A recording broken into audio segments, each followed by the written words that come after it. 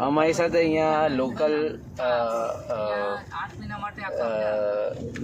Resident Chhanabhai છે અને હમણાં જ જસ્ટ મને કીધું કે આજે સોલ્ટ ડેઝર્ટ છે મેં કીધું કે ક્યાં સુધી ફેલાયેલું છે, કેટલે સુધી તમે દૂર ગયા છો? એમ કે અમે તો 60-70 કિલોમીટર સુધી દૂર ગયા. તો મેં પૂછ્યું કે ક્યાં સુધી? તો એમ કે 60-70 કિલોમીટર દૂર સુધી બી અમે ગયેલા છે, પણ આ તો એનાથી બી વધારે ફેલાયેલું છે. અમારી જ્યાં સુધી હદ છે, અમારા જે બી જોબ હોય કે ત્યાં સુધી મીઠું ખરીદતા હોય ત્યાં સુધી એ લોકો જાય છે. તો આ તો બહુ જ મોટું છે અને આના રસ્તા પર તમે સ્લોલી ડ્રાઈવ કરીને આવજો. હા હવે તો સમજી ગયો, અમારે તો ઓએનજીસી છે એવું.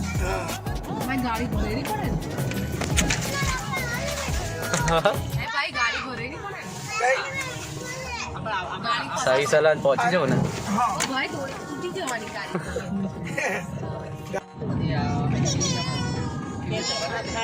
અહીંયા જેમ કે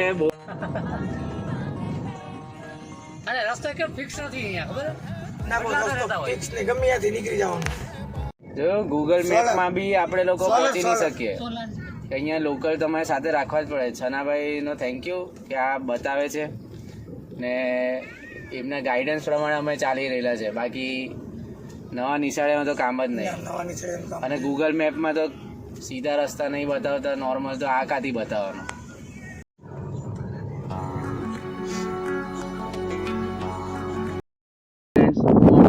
ખારાગોડાના સોલ્ટ ડેઝર્ટમાં અને મારી સાથે લોકલ રેસિડેન્ટ છે છનાભાઈ છે અને અહીંયા નેચરલ સોલ્ટ જેટલા પણ અહીંયા ઊભા છે આપણે વિટનેસ થઈ નેચરલ સોલ્ટ નેચરલ સોર્સિસ છે સોલ્ટનો, તેની પ્રોસેસ જોશું અને અહીંયા લોકલ્સ પાસેથી આપણે જાણીશું કે કેવી રીતે આનું એક્સપોર્ટ થાય છે, પ્રોસેસ કેવી રીતે થાય છે.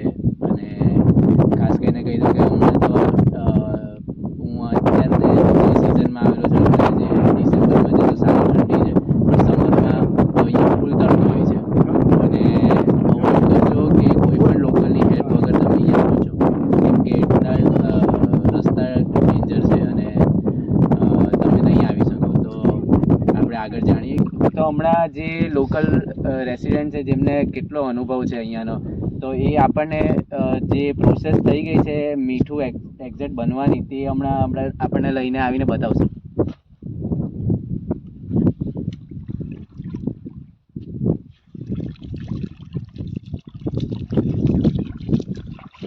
હવે મેં લાઈફમાં પહેલી વાર જોયું કે આવી રીતે મીઠું રિયલ મીઠું થઈ જાય. ચાખો ને, કેટલું સારું હોય તમને ખબર પડે ને.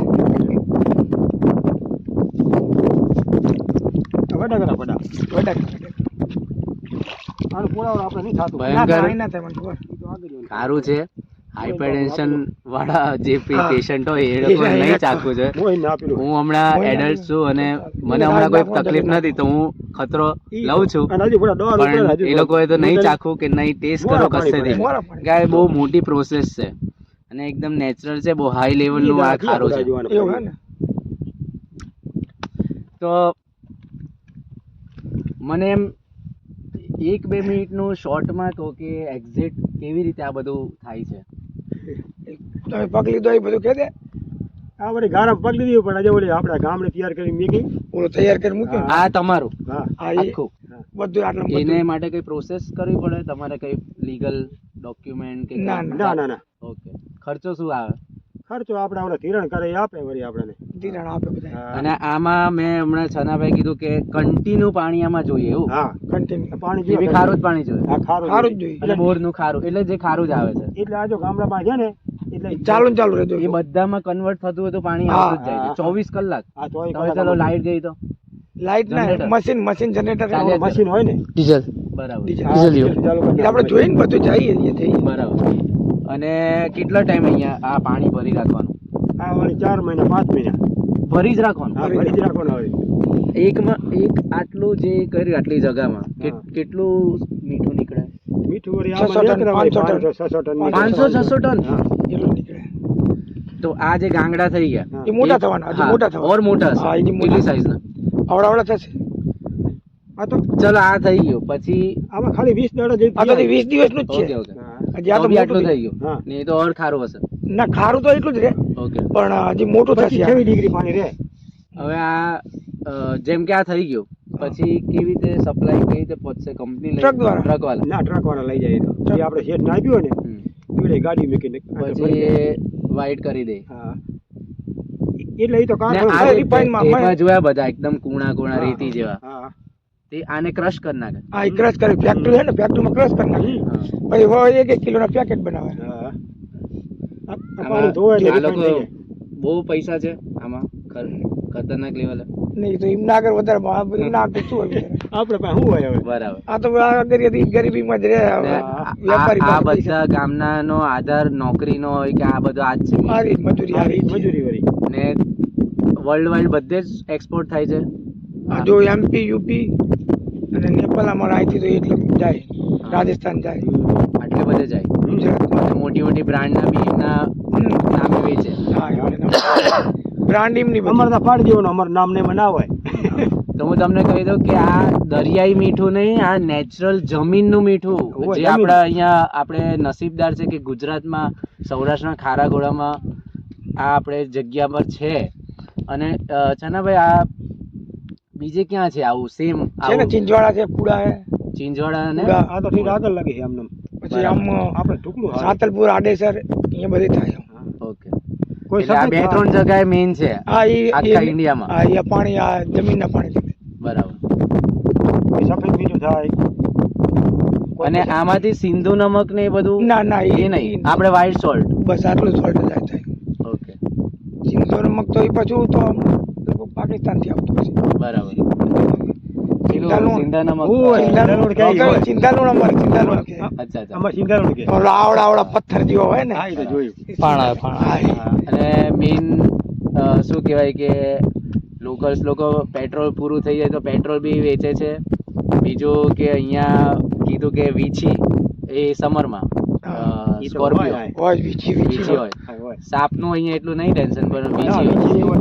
પાઇપ આવે છે અહીંયા સુધી ને પાઇપ તારી મોટું પાઇપ બટન બતાવો તો અહીંયા આ જે પાણી આવે છે અહીંયા જે પાણી આવે છે એ કન્ટિન્યુ ચાલુ જ રાખવું પડે અને મેન્ટેન રાખવું પડે અને મેં પાણી ચાખ્યું બહુ જ ખારું અને આપણે છનાભાઈ કીધું 18 ડિગ્રી ખારું છે અને દરિયા કરતાં પણ દરિયાનું તો પેલા બીજા ભાઈ કહે છે કે 0 ડિગ્રી જેટલું હોય છે અને આ પાણી 18 ડિગ્રી એનું લેવલ છે ખારું તમે જોઈ શકો છો કે કેવી રીતની પ્રોસેસ છે જાણવા મળ્યું એ જ બહુ મોટી વાત છે મારા માટે નીચે મોટર એ છે જોજો પડતા આ છોકરા ના અનકા હોય બીજું કઈ નહીં સત્યોતેર તે જે આમ જતો બકા જુઓ તમે અહીંયા 27 ફૂટ હજો ઓલો. કેટલા 27 કાંટા ફૂટ. ફૂટમાં તો મોટર પાણી નતું પડતી 60 ફૂટ જેવું હશે બધું છે નહીં હા એટલું 60 ફૂટ જેટલું તો નહીં આ 27 ફૂટ 30 ફૂટ મતલબ માનો ને. હા. અને પછી ઓલા ભૂંગરા નાખ્યા પાછા 30 ઓકે ફૂટ ઓલા પડ્યા જો હામાં એવા એવા ભૂંગરા નાખ્યા હોય અંદર ઓકે એ ઉતાર્યો અને સોલર સિસ્ટમ છે એ સવારે એનાથી ચાલ્યા જ કરે મોટર અને રાત્રે જનરેટર ચાલુ કરે જનરેટર પડી પડે જૂની ગોઠવી પાણી એટલી હાઈ લેવલે એ લોકોએ પ્રોસેસ કરી છે અંદર ના જવાય ખા મારી પાછળ જે તમે જુઓ છો તે મીઠાના પહાડ છે. આવા પહાડ તમને બધે જોવા મળશે. તો રાખવાની જુઓ છો, નીકળી પડો તમે પણ નવું કામ, નવું કલ્ચર, નવા લોકો, નવું શહેરની તલાશમાં. ક્યાં સુધી નોકરી કરશો? અને જો તમે એક્સપ્લોર કરશો તો મારો પ્રોમિસ છે તમને તમારી લાઈફ, તમારી પર્સનાલિટીનું બેસ્ટ વર્ઝન તમને મળશે.